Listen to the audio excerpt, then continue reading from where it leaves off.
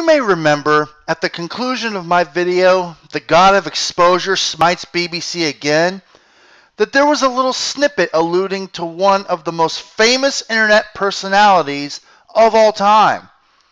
For those that don't remember, or didn't even bother to watch said video, allow me to bring you up to speed by rolling the footage. Well, I guess all that's left to say is, I guess now it's official that the only individual on the internet that could offer me a challenge is this individual. However, I haven't found a reason to go after him. At least, not yet anyway. Well, it just so happens that I now have a reason to get on him a little bit. Before I get into the meat of the matter, though, let me set the stage for those who may have been living under a large rock in a mountainous Afghan cave. Maddox is the author and webmaster of The Best Page in the Universe, which is a satirical site where he writes opinionated articles about various topics. And I use the term opinionated very loosely because a lot of it is factual. In addition to his wildly successful site, he is also a New York Times best-selling author, penning 2 books during his publishing career: The Alphabet of Manliness in 2006, and I Am Better Than Your Kids in 2011. Basically, I'm a big fan of his. He is one of my biggest artistic influences, and if you're not a fan of his as well, you should reevaluate the net worth of your existence. However, as I've shown with the Blackbuster Critic, just because I'm a fan of somebody doesn't mean I won't call them on some bullshit. I'm a fan of Maddox, not a fan boy, which I'm sure I'll get plenty of if and or when the collective drooling masses become aware of this video. So, what's my issue with the individual I claim as a huge influence on me?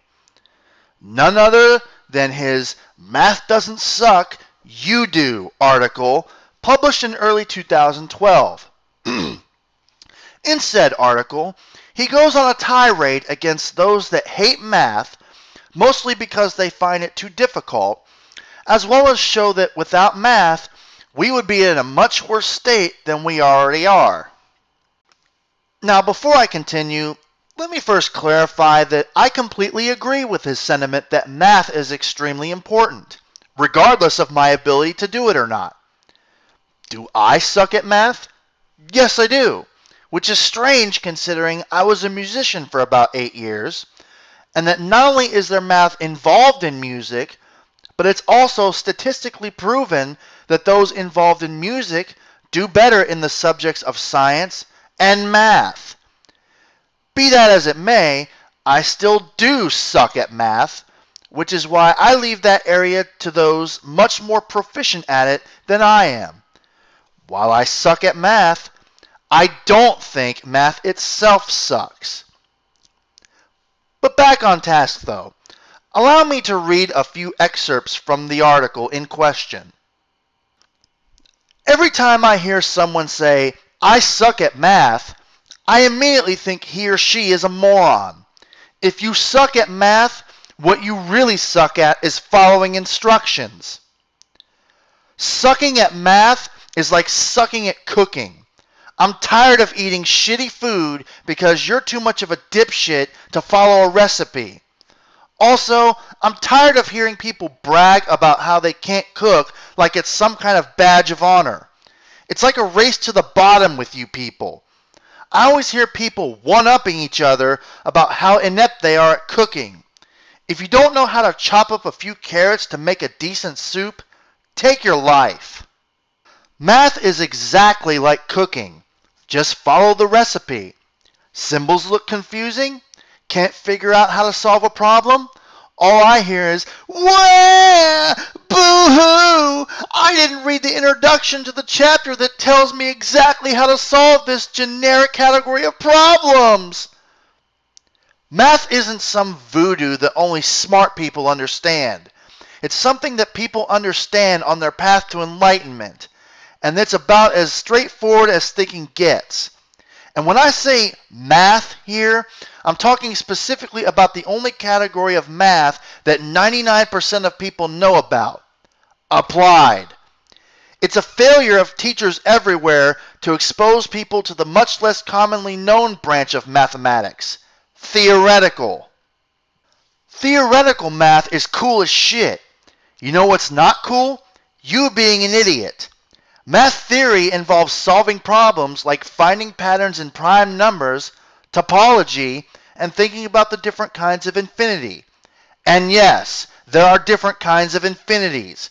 Pick up a fucking book sometime. Huh.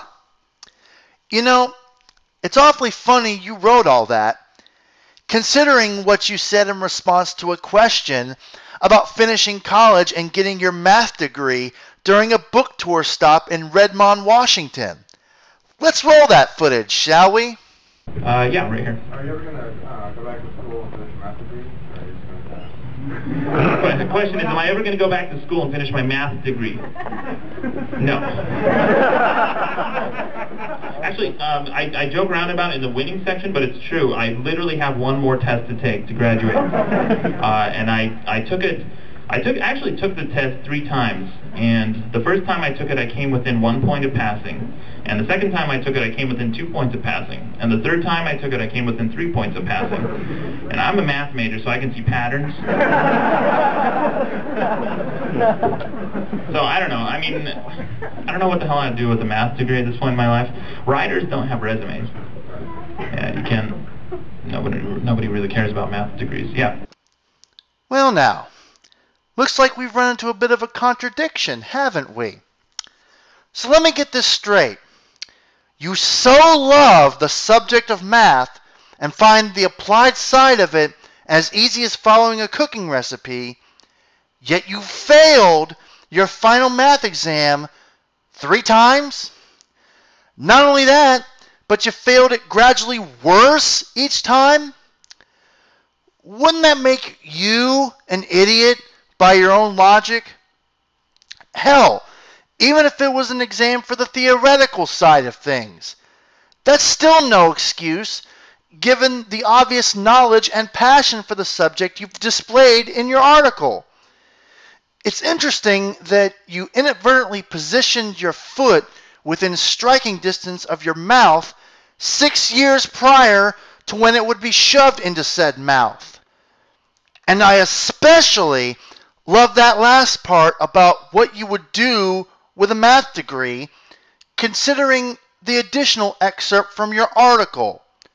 Quote, "Ever heard of Pascal's triangle or the Fibonacci sequence? How the square root of 2 was discovered? Do you know anything about the Pythagorean cult who discovered the Pythagorean theorem? No, because you're too busy saying the same tired excuse every other dickhead spews out about math. When will I ever use this in life?" First of all, if you're leading your life in such a way that you never have to do math, congratulations, you are a donkey. Why is math the only discipline that has to put up with this bullshit? People gladly learn art, music, literature, and geography. You'll even nod like a happy idiot when you learn what a haiku is, and you never complain or whine about how you'll never use this in your life. When is the last time you wrote a haiku, asshole? But when it comes to math, everyone turns into a big pussy and starts PMSing all over the place.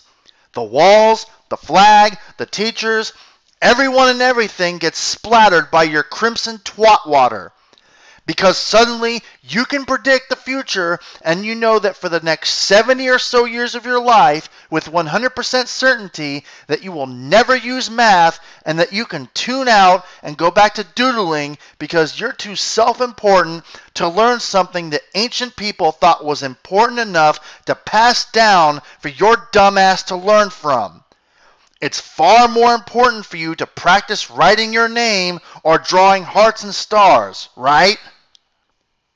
While I realize the context of what you said in response to the fan question at the Redmond book signing mostly had to do with what you would do with a math degree at that stage of your life as an author and e-celebrity, it doesn't matter because it's still a contradiction. So to throw your own words back at you, you somehow know with 100% certainty that you'll never use a math degree any time in your life? Which is it, George? Should we pursue the learning and study of math despite its usefulness or not? Kind of pointless to devote time to learning math if you're not going to get anything to show for it, like some kind of certification, i.e. a college degree. You're sending some mixed signals here, buddy. As for nobody caring about math degrees, you should go ahead and tell that to employers in these job fields. You go on and on about how important math is to society, with these various career fields backing up your claim, yet 6 years prior you said nobody cares about math degrees? Kinda hypocritical, wouldn't you say? Unless, of course, you want to try to qualify that term nobody to mean something else. And if nobody cares about math degrees like you say, I gotta wonder why you would waste the time and money to even go to school and major in math. But hey, I guess that's your prerogative. Now, I'm sure some fanboy or girl that manages to see this, assuming they're taking a long enough break from gagging on Maddox's cock, of course, will surely chime in with, "But you don't know the details about what was on that exam he took and didn't pass." You're right, I don't. And I don't need to. See, it's obvious that he has a great passion for math based on what he said in his article, thus knows quite a bit about it, yet by his own admission he couldn't pass a final exam to get certification in a subject he has great admiration for, thus completely wasting his time even bothering to go to school for it in the first place. So he failed that exam because either he's not as good or well versed in the subject as he thinks he is, whether it's applied or theoretical, despite implying a great deal of knowledge of it in his article, or out of sheer laziness due to his stance on the usefulness of a math degree, which could have been influenced by the fact that his website exploded in popularity and gave him a different and more rewarding internet-based career to pursue. A career that, might I add, isn't completely 100% viable. Granted, at this point it's unlikely, but it is possible that his internet-based success could go away at the snap of a finger, especially now that the majority of his efforts are going into his YouTube show, given YouTube's new copyright ID system, which apparently doesn't give two shits about fair use and has even been claiming content for companies that don't even own said content. Hell, his channel has already been briefly suspended due to his Google Plus account being flagged as an impersonation account. In the same book tour Q&A session that I pulled the math degree clip from, he has admitted that what pays his bills is the sale of his merchandise, specifically the t-shirts. He wouldn't be able to have that merchandise business without his website. What happens if his website declines in popularity or somehow gets shut down by some overzealous, overly sensitive idiot? That business that may be lucrative now would turn into a liability, and he could experience a time of famine. That math degree he doesn't want to bother to get because nobody cares about it, sure as fuck would be a damn good tool to have in order to form a contingency plan. Again, with his status, it's quite unlikely that this scenario will happen, but it could. The internet has proven on many occasions to be very unstable and an unreliable source of income for independent content creators in most cases. There are other articles of his that I could take to task from a personal standpoint. However, that's opinion-based, and there's no evidence of contradictions or hypocrisy in any of those articles, so I'm just going to leave it with this one. I do want to stress that despite these very few articles I personally disagree with, and his math article, where I have now caught him in a hypocritical contradiction made 6 years prior to said article's creation, the rest of his work is absolutely solid. And despite what I've said here, you should become a regular reader and fan of his work if you wish to walk the path of enlightenment. No pun intended. Oh shit. Almost slipped up there. My bad. Also, to those fanboys and or girls who see this and want to link this to him in an email, you can if you want, but it would be kind of pointless seeing as how I will have already done so by the time you watch this. To those said fanboys who want to flood this video with your inane, objectivity-deprived bullshit, you can go right ahead and do that too. I don't give a single iota of a fuck. You spewing illogical piss and vinegar in response to this would certainly be hilarious to witness. And it will be nothing new to me considering I've dealt with idiotic fanboys before. It's just another day at the office for me. Now, if Maddox wants to respond to this himself, I'd be quite honored and privileged, to be perfectly honest. And who knows, he might end up properly explaining himself. Although, it's not that likely given what I've presented here. Either way, I'll be waiting. The Great Exposer has spoken.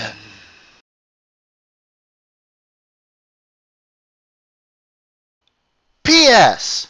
Where the fuck is my long and eagerly awaited best game in the universe, Maddox? Surely with your popularity and notoriety, you could get a team together to create it. Hell, if the angry video game nerd can have multiple games dedicated to him, how in the unmitigated fuck do you still not have a single one for you despite being around long before him? Somebody get a hold of Freak Zone Games to make this sure to be masterpiece of a game. They'd be the perfect company to do it based on what they did with Angry Video Game Nerd Adventures. Just wanted to throw that out there. Great Exposer, out.